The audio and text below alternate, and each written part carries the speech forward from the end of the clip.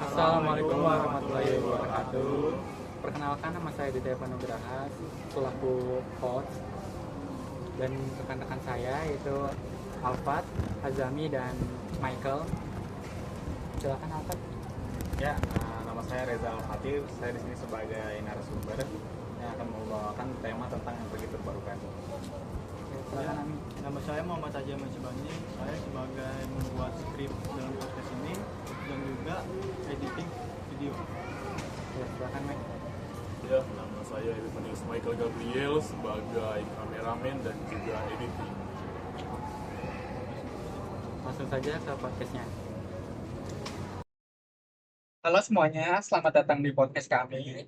Kami akan membahas teknologi yang akan sangat bermanfaat di masa depan dan bagaimana peran teknik elektro di dalamnya. Bersama saya, Ditya Panugraha, hadirkan satu narasumber yang akan membahas topik berbeda namun saling berkaitan. Untuk narasumbernya, ya silakan narasumber Mas Alfat. Apa kabar Mas Alfat? Oke, alhamdulillah sehat. Gimana Mas Adit? Alhamdulillah sehat. Silakan ada Mas Alfat. Oke ya. Mas Alfat nih, maaf banget nih sebelumnya nih. Saya sambil buka laptop karena ada pertanyaan yang menjaga namun akan dibahas di podcast ini secara langsung oleh Mas Alfat. Iya, saya juga mohon maaf, saya juga sambil buka laptop karena ada beberapa itu harus by data. Oke, Tidak bisa asal sebut. oke, oke Mas Alfat. Saat ini kita menghadapi berbagai tantangan seperti krisis energi, polusi, dan kebutuhan efisien teknologi. Menurut Mas Alfat, mengapa teknik elektro penting dalam menjawab tantangan ini? Kalau menurut energi terbarukan, teknik elektro berperan penting dalam pengembangan, pengendalian, dan efisiensi. Jadi eh, energi terbarukan kayak surya dan angin itu tuh bisa dikembangkan dan dimanfaatkan secara efisien dan berkelanjutan. Nah, kalau menurut Internet of Things atau yang biasa kita kenal dengan IoT, teknik elektro memungkinkan integrasi sensor, jaringan, dan sistem kendali yang saling terhubung untuk memantau serta mengoptimalkan penggunaan dan teknologi secara real time. Kita mulai dari energi terbarukan kali ya Mas ya. Bagaimana teknologi energi terbarukan bermanfaat di masa depan? Satu itu untuk keramahan lingkungan. Energi terbarukan kayak surya, angin, dan panas bumi itu dapat menghasilkan polusi yang sangat rendah. Hal ini membantu mengurangi emisi gas rumah kaca, menekan pemanasan global, dan menjaga kualitas udara dan lingkungan yang hidup. Contoh, energi surya ini merupakan energi yang alami yang bisa dikonversi menjadi listrik atau panas menggunakan berbagai teknologi, terutama panel surya, fotovoltaik atau PV, dan sistem pemanas tenaga surya. Kelebihan energi surya: sebagai negara provinsi yang disinari matahari hampir sepanjang tahun, Indonesia memiliki potensi energi surya yang sangat besar. Berdasarkan data terbaru dari Kementerian Energi dan Sumber Daya Mineral atau ISDM tahun 2024, potensi energi surya di Indonesia telah mencapai 210 gigawatt peak, meningkat dari 207,8 gigawatt peak pada tahun 2021. Sayangnya, tingkat pemanfaatan energi surya di dalam negeri sangat rendah, baru sekitar 0,1% dari total potensi yang tersedia. Oke. Energi terbarukan ini apa nih Mas Alfat manfaatnya untuk masyarakat? Kalau untuk manfaatnya itu salah satunya menciptakan lapangan kerja yang baru. Sektor energi surya membuka peluang besar dalam penciptaan lapangan kerja di berbagai bidang, mulai dari produksi panel surya, perakitan, instalasi, hingga perawatan sistem. Menurut laporan internasional Renewable Energy Agency atau IRENA, pada tahun 2020, sektor energi terbarukan secara global telah mempersiapkan 12 juta orang dengan teknologi fotovoltaik menjadi kontributor terbesar yang menyerap hampir 4 juta tenaga kerja.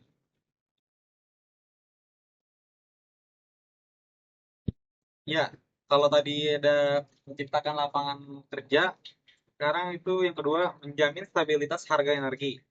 Salah satu keunggulan energi surya adalah stabilan biayanya karena tidak bergantung pada komoditas bahan bakar yang harganya naik turun. Energi surya menawarkan stabilan harga listrik dalam jangka panjang. Energi terbarukan angin menjelaskan bahwa desa tidak mungkin termasuk di daerah dataran tinggi, sehingga pengembangan PLTB atau pembangkit listrik tenaga bayu atau angin bisa diterapkan di desa tersebut. Dalam kajiannya, Sidamukti memiliki kecepatan angin rata-rata yang cukup tinggi dengan topografi yang menguntungkannya. PLTB yang dibangun nanti akan berdampak positif terhadap masyarakat seperti menjadi sumber energi ramah lingkungan, meningkatkan ketahanan energi berskala desa, mendorong perekonomian dengan menciptakan lapangan kerja baru. Nantinya desa bisa beroperasi secara mandiri dan berkelanjutan serta menciptakan pemerataan pembangunan di wilayah pedesaan. Oke, lanjut. Yang kedua itu ada pembangkit listrik tenaga panas bumi atau PLTP. Energi panas bumi adalah energi yang berasal dari inti bumi. Panas ini dihasilkan dari pengaruh radioaktif mineral dan aktivitas geotermal yang terjadi di dalam kerak bumi. Energi ini dapat dimanfaatkan melalui teknologi tertentu untuk menghasilkan listrik dan pemanas. Proses ini juga dilakukan dengan memanfaatkan uap panas yang dihasilkan oleh reservoir geotermal yang terletak jauh di bawah permukaan bumi. Indonesia memiliki potensi energi yang tinggi dan sangat besar karena letaknya yang berada di cincin api Pasifik.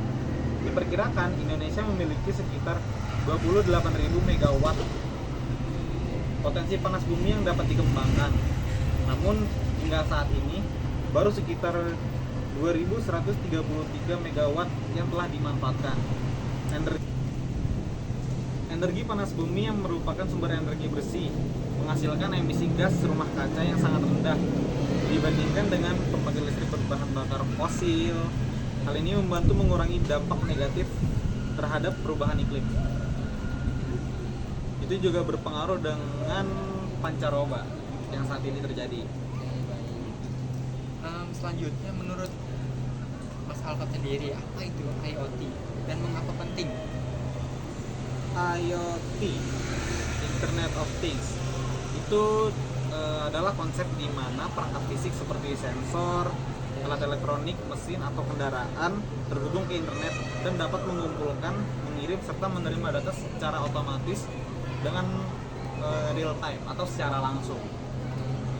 Contoh sederhana IoT itu seperti rumah lampu yang bisa kita nyalakan melalui remote atau melalui smartphone.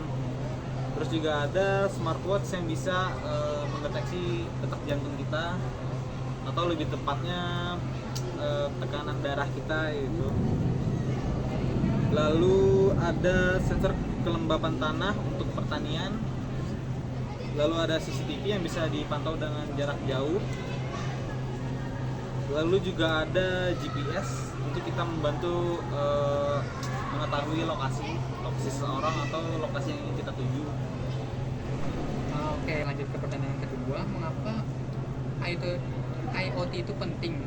Menurut Mas Alfat sendiri, apa gitu perannya untuk di masa depan? Ya, kalau menurut saya mengapa IoT itu penting karena untuk meningkatkan efisiensi. Jadi dengan menggunakan perangkat IoT untuk mengotomatisasi dan mengoptimalkan proses bisnis dapat dijalankan dengan efisien dan produktivitas tinggi. Sebagai contoh, sensor IoT dapat digunakan untuk membantu kinerja peralatan atau mendeteksi kesalahan atau bahkan menyelesaikan potensi masalah sebelum menyebabkan waktu henti, sehingga mengurangi biaya pemeliharaan dan meningkatkan waktu kerja. Apa sih peran teknik elektro sebagai IoT menurut Mas Alfat sendiri? Peran teknik elektro sebagai IoT ini jaringan perangkat yang saling terhubung untuk mengumpulkan dan berbagi data. Sebagai peran teknik elektro mendukung perkembangan sensor, protokol komunikasi, dan sistem kontrol untuk IoT yang digunakan dalam berbagai aplikasi seperti rumah pintar, pertanian cerdas, dan kota pintar. Sebagai contohnya, yang pertama itu ada pengembangan panel surya yang lebih efisien dan baterai lithium ion dengan kapasitas lebih besar. Yang kedua itu ada AI. AI telah menjadi salah satu teknologi yang berkembang pesat, dan teknik elektro berperan dalam pengembangan perangkat keras seperti prosesor berbasis AI dan jaringan saraf tiruan mendukung aplikasi AI dalam berbagai sektor. Yang ketiga itu adalah teknologi 5G dan komunikasi masa depan. Jaringan 5G itu adalah inovasi besar dalam bidang telekomunikasi. Teknik elektro mendukung pengembangan antena, perangkat pemancar, dan teknologi pemrosesan data yang menjadi dasar jaringan komunikasi ini. Thank you banget nih Mas Alfa atas pembahasannya tadi. Berarti dari pembahasan tadi ini dapat disimpulkan bahwa teknologi seperti energi terbarukan, IoT itu berarti sangat bermanfaat untuk masa depan ya Mas ya. Iya, sangat betul sekali. Itu sangat bermanfaat. Karena kalau kita tidak terus berkembang, bumi ini akan makin tercemar dan makin rusak. Makanya itu kita harus terus berkembang untuk mengurangi emisi. Teknik elektro sendiri memiliki peran penting dalam menciptakan teknologi yang efisien, ramah lingkungan, dan berkelanjutan. Ya, oke. Mungkin cukup Mas. Terima kasih telah mendengarkan podcast kami. Semoga bermanfaat. See you in the next video.